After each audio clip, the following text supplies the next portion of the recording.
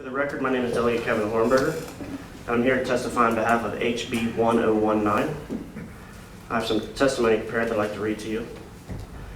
Basically, HB 129 will remove the live fire component that's a requisite right now for a handgun qualification licensure course. Under the current law, the course includes extensive training on firearm handling, use, and storage, and must also include a firing of a single round of ammunition. That last part is the concept that we want to change, and the reason behind that is because the requirement to have that live fire puts an additional burden on the folks that do the training. And not everyone that does firearm training has a firing range, indoor or outdoor.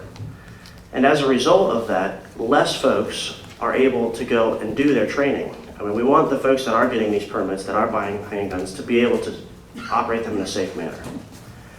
By removing that requirement that has no real substantive effect on whether or not they're safe, we can have more folks that are trained. The requirement to fire a single round means that the instructor must be affiliated with the firing range. And it basically put a lot of folks out of business when that bill passed. Without the limitations, the instructor could be offered at any location, and any person qualified to provide the instruction could do so. I've heard from federal and state law enforcement gun instructors who want to provide this instruction to civilians as a part-time job, but their ability to do so is restricted by the single shot requirement.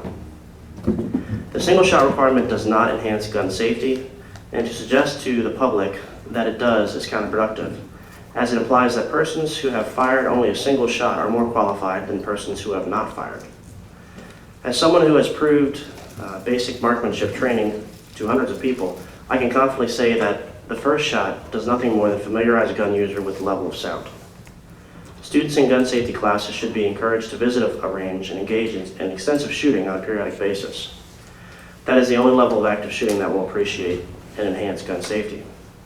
The other requirement too is that if you are a collector and you purchase a firearm for the purposes of handing it down to your children or as an investment, the idea that the gun is unfired gives it more value. So if you're forced to fire that weapon once, it's no different than firing it 1,000 times. It diminishes the value significantly. So it not only hurts our folks that are providing the service, but it also prevents the collector from being able to say that the gun is unfired. And with that, I'll take any questions.